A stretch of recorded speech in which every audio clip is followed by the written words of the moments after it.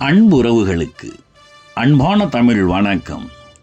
இன்றைய வாழ்வியல் சிந்தனை: நல்லோர் வாக்கு பொய்க்காது.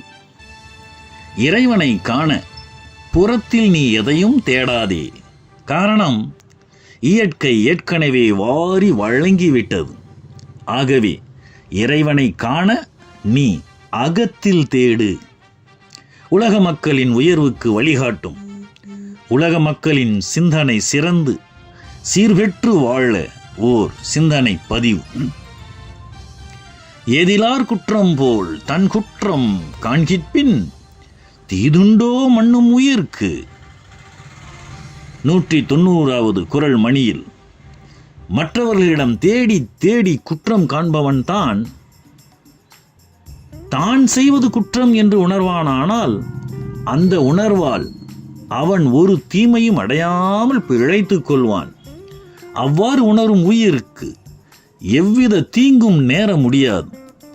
அதுவே இயற்கை என்பது ஆகும். இது சிந்தனைக்குரிய செய்தி அல்லவா? தனி மனிதனுக்கு அல்லாமல் உலகில் வாழும் யாராயினும் அவர்களுக்கும் இது பொருந்தும் அல்லவா? எண்ணம் போல் வாழ்வு. நல்லதே நினை, ஆமை புகுந்த வீடு உருப்படாது. உள் ஒன்று வைத்து புறமொன்று பேசாதே. இப்படி ஏராளமான சான்றோர் சிந்தனைகள் அன்று சொன்னவை அர்த்தம் உள்ளவை அல்லவா? மனிதன் இவைகளை போற்றி பேணி அவ்வழியில் வாழ்கின்றானா? இல்லையே, முரண்பட்டல்லவா வாழ்கின்றான். எண்ணம் முழுவதும் சேராக அல்லவா உள்ளது. சிந்தனையில் வறட்சி நிறைந்துள்ளது. உள்ளத்தில் மாசு, குற்றம், குறை, தன்னலம், பொறாமை, பேராசை, சினம், இப்படி ஏகப்பட்ட குப்பைகளை துர்வாடை வீசும் நிலையில் அல்லவா நம் மனங்களை நாம் வைத்திருக்கின்றோம். உள்ளம் பெரும் கோயில், ஊன் உடம்பு ஆலயம். ஆம், அந்த உடல் என்னும் ஆலயத்தில்தான் இறைவன் வாழ்கின்றான்.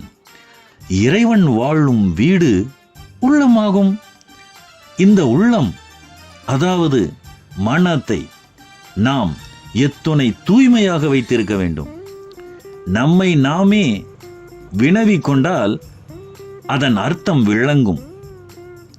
எச்செயலிலும், அது குடும்ப உறவுகளாயினும், நட்பு வட்டமாயினும், சமூக தொடர்பாயினும், தொழில் சார்ந்த உறவுகளாயினும், நாம் எத்தனை சீக்கிரம் அடுத்தவர்களை குறை கூறி விடுகின்றோம்.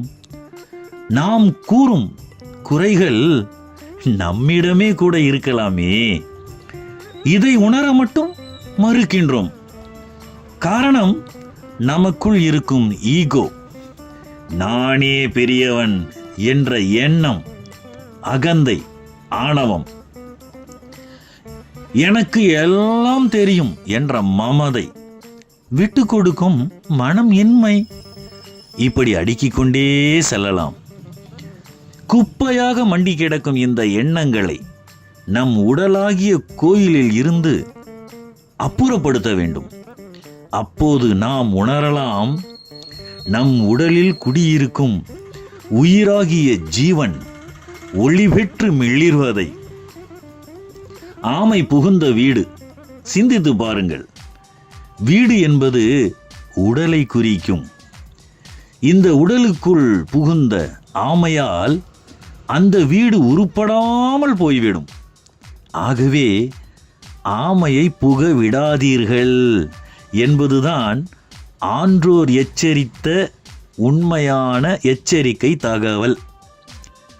2000 ஆண்டுகளுக்கு முன்பே நம் திருவள்ளுவ பேராசான் தம்முடைய திருக்குறளில் ஒன்றல்ல, இரண்டல்ல, 17 ஆமைகளுக்கு நம் மனத்தில் இடம் கொடுக்காதீர்கள், அதனை உள்ளே வர அனுமதிக்காதீர்கள் என்று எச்சரிக்கை விடுத்துள்ளார்.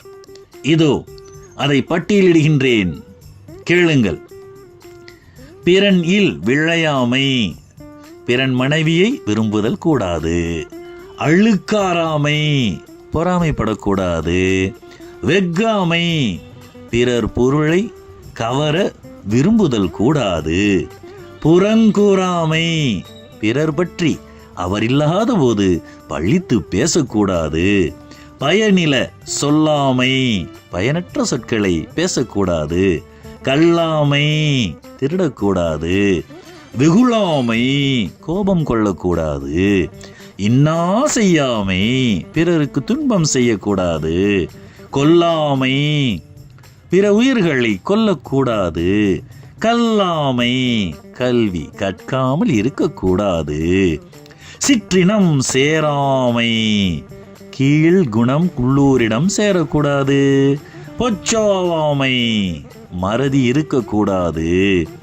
வெறுவந்த செய்யாமை, பிறர் மனம் நோக வாழக்கூடாது. இடுக்கண் அழியாமை, துன்பம் கண்டு அஞ்சக்கூடாது. அவை அஞ்சாமை, சபையை கண்டு அஞ்சக்கூடாது. பெரியாரை பிழையாமை, பெரியோர் மனம் புண்பட செயல்படக்கூடாது. கள்ளுண்ணாமை, மது போதை தரும் பொருட்களை ஏற்றுக்கொள்ளக்கூடாது. மது அருந்தக்கூடாது. ஆஹா ஆஹா, ஒரு ஆமை மனம் என்னும் வீட்டில் நுழைந்தாலே உருப்படாதே. இத்துணை ஆமைகளை நாம் நுழைய விடலாமா? நம் மனம் என்னும் கோயிலில் இறை ஆற்றல் நிலை பெற்றிட, மனம் நிறைந்திட, ஒளி வீசிட நாம் மன தூய்மை பெறுவோம். பிறர் குற்றம் காண்பதை விடுத்து நம் குறைகளை முதலில் நாம் களைவோம். இயற்கை பேராற்றலை கண்டு மகிழ்வோம். இறைவன் அருளை பெறுவோம். நலம் பெற்று நீடு வாழ்வோம். அன்புடன் உங்கள் திருக்குறள் அன்வர் பாட்ஷா.